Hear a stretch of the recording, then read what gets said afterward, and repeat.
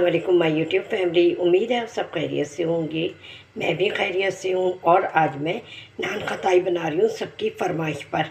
तो मैंने सोचा कि आप लोगों से क्यों ना शेयर करूँ। पहले भी मैं आपको नान खताई बनाना सिखा चुकी हूँ, तो आप हमारे साथ रहिएगा और नान खताई की रेसिपी को फॉलो कीजिएगा। अच्छा, जिन चीज़ों की मुझे ज़रूरत है नान खताई के लिए, वो मेरे पास 1 कप मैदा है, 2 टेबल स्पून मेरे पास बेसन है, मैंने दोनों को छान लिया है।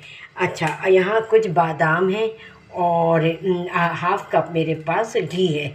और यहाँ पर मेरे पास एक छोटा बोल जो है, छोटा वाला बोल में मैंने समझ हाफ कप के बराबर ही चीनी पीस ली है। मेरे पास पिसी हुई नहीं थी, इसलिए मैंने उसको ग्राइंड कर लिया और उसमें 3 से 4 इलायचियाँ भी साथ ही मैंने ग्राइंड कर ली हैं। ठीक है, आपके पास पिसी हुई हो तो वो मैं आप डाल दें अलग से 1/4 टी स्पून। अच्छा, यहाँ 1/4 टी स्पून जो है मेरे पास बेकिंग सोडा है। अच्छा, पाउडर नहीं, सोडा लेना है, ठीक है। और एक मेरे पास जर्दी है, सफ़ेदी नहीं जर्दी है, ठीक है।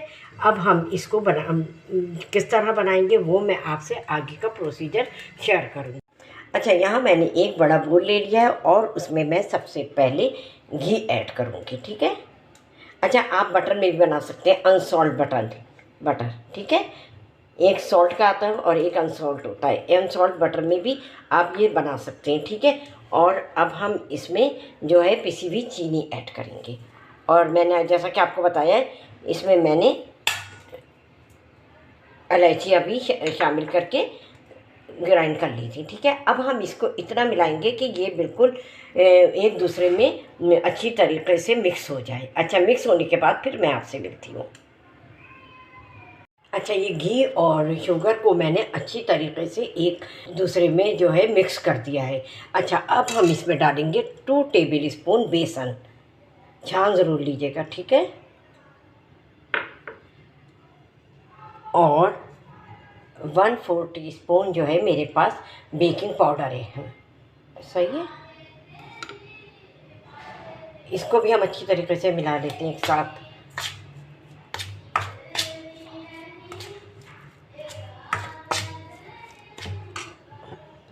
अच्छा, अब यहाँ मेरे पास 1 कप मैदा है जिसको मैं इसमें ऐड करूँगी, ठीक है।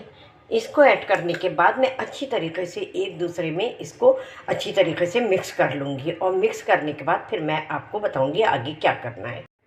अच्छा, ये हमने आटे को, नान खताई के बैटर को जो है हमने अच्छी तरीके से ना मिक्स कर दिया है। अच्छा, इसको गूंदना नहीं है ज़्यादा, बस इसको टुगेदर करना है सारी चीज़ें, ठीक है। और ना ज़्यादा हाथ से मलना है, वरना हाथों, इसमें घी डला हुआ है, इसमें हाथों की गर्मी से घी पिघलेगा तो हमारी नान खताइयाँ ख़राब हो जाएंगी।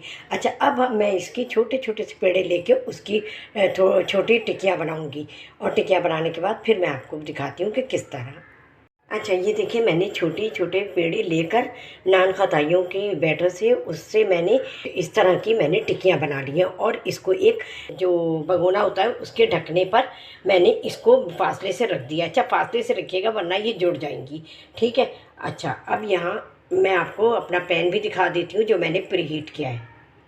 अच्छा, ये देखिए, एक मैंने पैन 15-20 मिनट पहले इसको प्रीहीट करने के लिए रख दिया था और ये अच्छी तरीके से प्रीहीट हो गया। और इसमें एक आपको स्टैंड नज़र आ रहा होगा, वो मैंने स्टैंड इसमें रख दिया था। अच्छा, अब मैं इसकी आँच जो है बिल्कुल स्लो कर दूँगी। फ्लेम को स्लो कर दिया है मैंने। और इसका ढकना हटाकर